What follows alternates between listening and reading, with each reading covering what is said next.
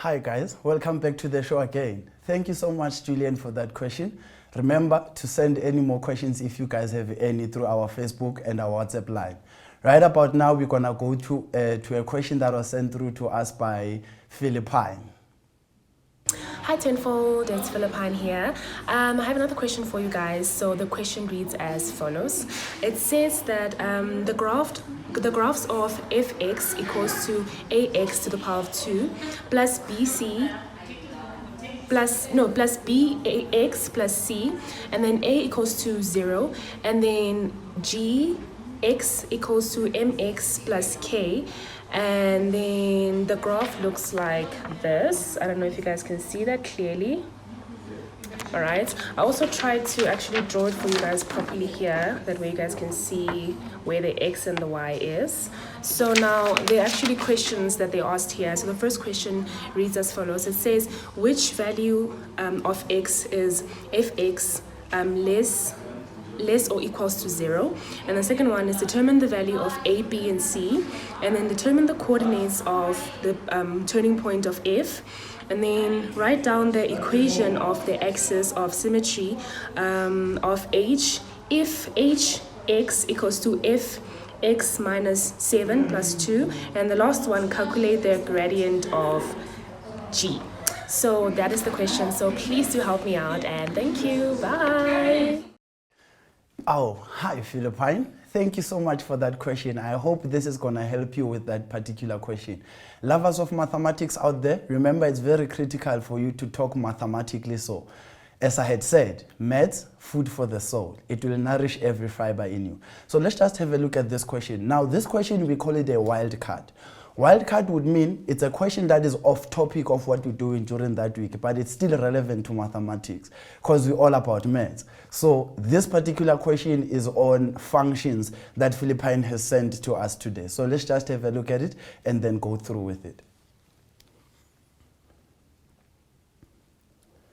The question as I have it here, it reads, the graph of f of x is equal to ax squared plus bx plus c. So I'm going to just underline that. Let me use another color.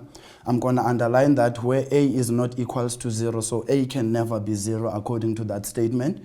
And then and g of x is equals to mx plus k are drawn below. D is a common point on f and g, so this is a common point that I have on both the graphs. F intersects the x-axis at that and that. So immediately I am told this, I just need to make a few notes here. This means these are my x-intercepts. So what I have here will be my x-intercepts.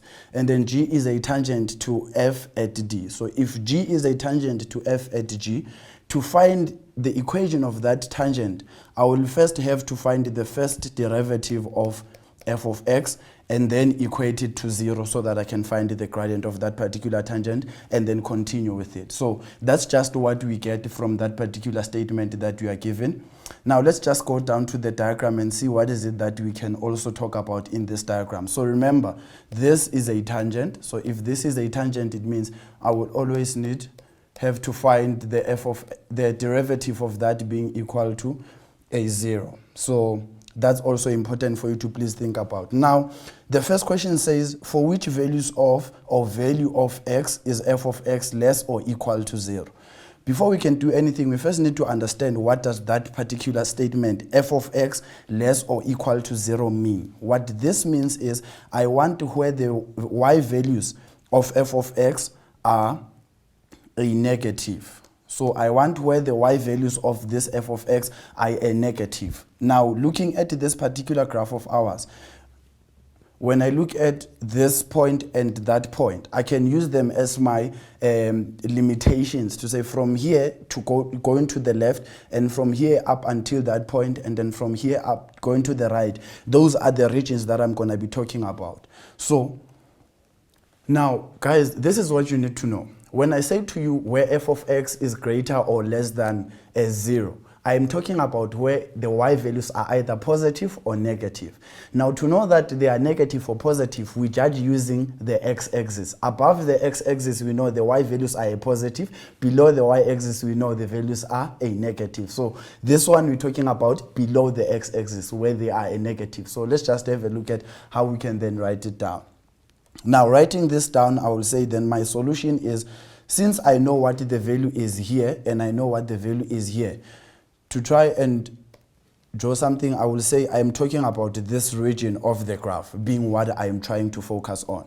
So I will say the solution for this will be my x must be less than 2 and my x must also be greater than -3.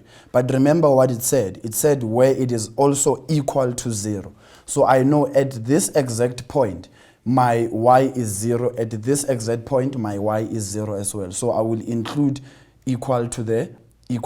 So my solution will read x is greater or equal to -3 and x is less or equal to 2.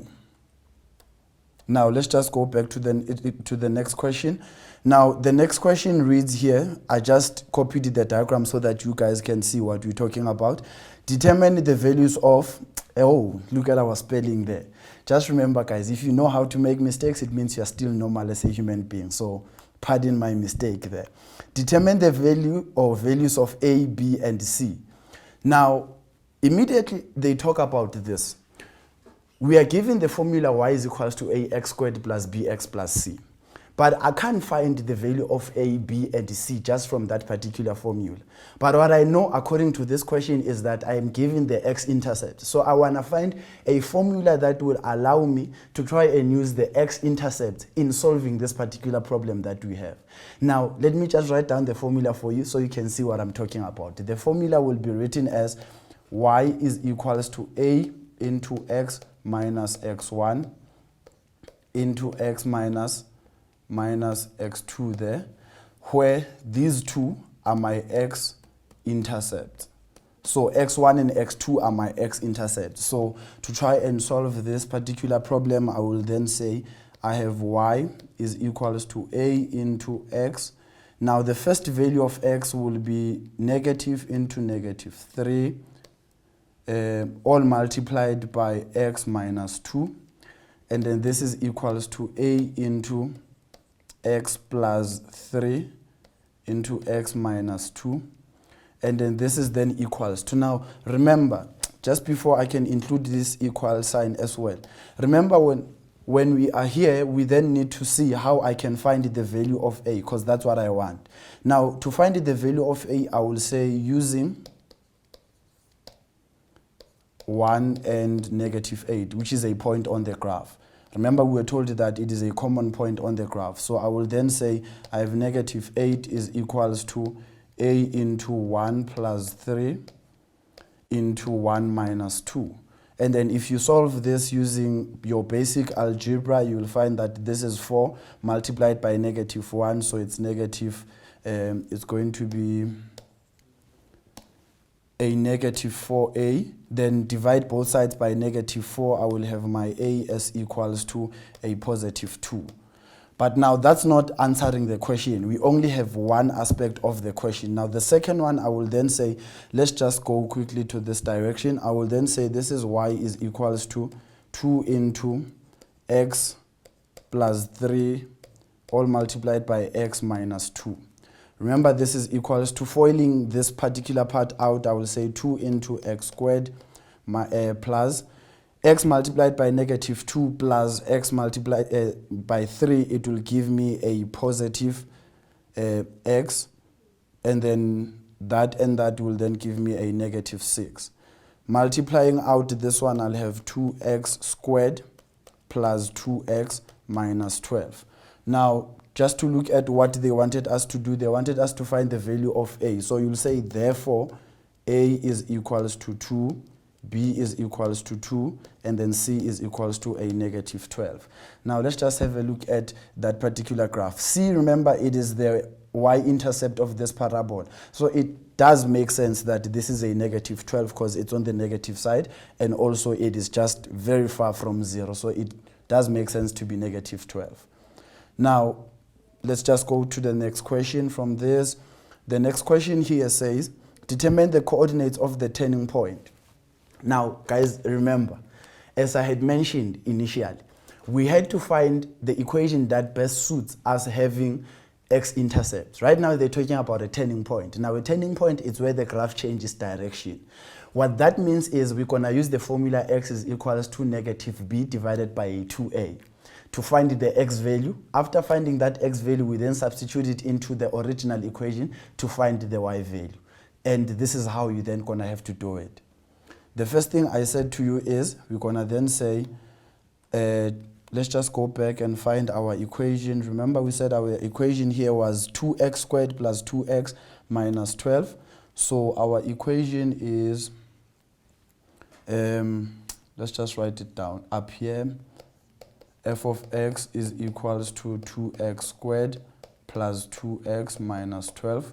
Now to find the value of, or rather the point that the graph is changing at, will be x is equals to a negative b divided by 2a.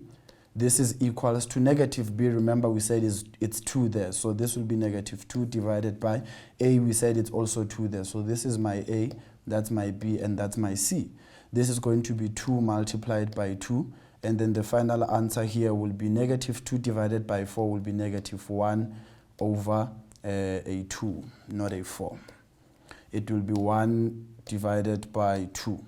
Now, what we will do with this is you will sub the x into f of x to try and find what the y value is. So let's just go and have a look at our calculator. Okay, let's quickly have a look at it. If we substitute it in the f here, remember we found it to be negative 1 over 2 there. It's equals to, it is 2 into negative 1 over 2 all squared plus 2 into negative 1 over 2, then minus a 12. With this, it will then be equal to, remember this squared will be a quarter, which is a positive, multiplied by 2 will give me 1 over 2, then minus, this is going to be 1, 2 multiplied by a half will be a 1, then minus 12. This is equals to, this is negative 13, so it's going to be 26 minus 1, which is negative 25 divided by 2 if you use your calculator. Now, the last thing we're going to do here will be to write TP being equal to a negative 1 over 2 and negative 25 over 2. Please always make sense of your answers. Whatever answer you find, if it doesn't make sense, it means you are not doing the right thing. When you leave an exam room, you can always know what is it that you found in terms of your mark. So to go back to the diagram, this is what we're going to do to try and make sense of this. Is this a negative? Yes. Why? It is below the x-axis. Does it suit us to have x as a negative half? Yes, because it is closer to 0. And also, does it suit us to have our y value as negative 14,5? Yes, because it is also just below the the y-intercept there. Remember, we said it was negative 12. Now, going to the next question from this, it then says, write down the equation of the axis of symmetry of this. Now, the first thing to do, when I look at this question, I'm wondering to myself, what is the axis of symmetry? If you do not know that, take a deep breath and listen to me. Axis of symmetry will be a line that cuts the graph into 2 equal portions. So what that line is called is the axis of symmetry. So at the turning point, where the line is cutting through the turning point, it divides the graph into 2 halves. So what that means is that's where the graph is cut into 2 equal parts. So let's have a look at how we actually do this. With this specific equation we have, our axis of symmetry will be x is equals to negative 1 over 2. But that's not what they want. What they want is for h of x. So they changed h of x, and they said h of x is equal to f into x minus 7 plus 2. So this is then going to be equal to, remember our f of x, if I write it down up here, it's 2x squared plus 2x minus 12. So wherever I see x, I'm going to substitute x minus 7. So this is going to be 2 into x minus 7 all squared plus 2 into x minus 7, then plus 2 that I have there. Guys, you'll have to pardon me. I have $1 million handwriting. So if you want an autograph, you'll have to pay me $1 million to do that for you. This is going to be equals to 2 into, if you simplify this, it is going to give you x squared minus 14x plus 49. And then this part here that I have will be plus 2x minus 14 plus 2. So it is going to be plus there. If I write it, I will just write it down here. 2x minus 14 plus 2. Now let's just simplify it quickly. I will write it down here. If I simplify this very quick, I'll have 2x squared minus 28x. Having 28x, I'll then say plus my 49 multiplied by 2 will be, I have an 8 there. And then 2 multiplied by that will be 8. Then this is 98. Remember, mental math is very key. Maths, food for the soul. Minus a 12 there. Going down quickly, I will then simplify this whole thing. Simplifying this whole thing, I will have 2x squared. These two are my like terms. This and that are my like terms. So they will give me negative 26x. And then lastly, I'll have 98 minus 12 will then give me an 86, which is a plus. So to find the axis of symmetry, remember it is the x value of the turning point as I had mentioned. So to answer this particular question now, I will say this is x is equals to negative b over 2a, but of this. So this is my a, that's my b, and that's my c. So this is going to be equals to negative 26 in brackets, because it has a negative, all divided by 2 into 2. This is going to be equals to, that is a positive there, so it will be 26 all divided by 4. And then you can always simplify this and find it to be 13 divided by 2 if you find the, what do you call that? The lowest common multiple, or the highest common factor rather, of this. So the axis of symmetry of this will be given by x is equals to, let me just write it down, x is equal to 13 over 2. Please, if you guys don't write it as x is equals to, then it is not an axis of symmetry, because we're talking about an equation.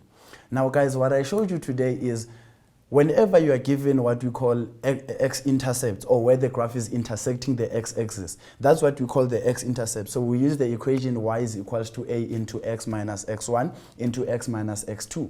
The second thing that I showed you is how to find what we call a turning point. You use x is equals to minus b over 2a, substitute into the original equation and find your point. And then lastly, we looked at what we call the axis of symmetry, which is a line that cuts the graph into 2 equal halves. Now that's it from me today. Remember to tune in again next time. For now, let's go to a quick ad break, and then we'll be back with Philippa to do more questions. You see, I'm confusing all these names.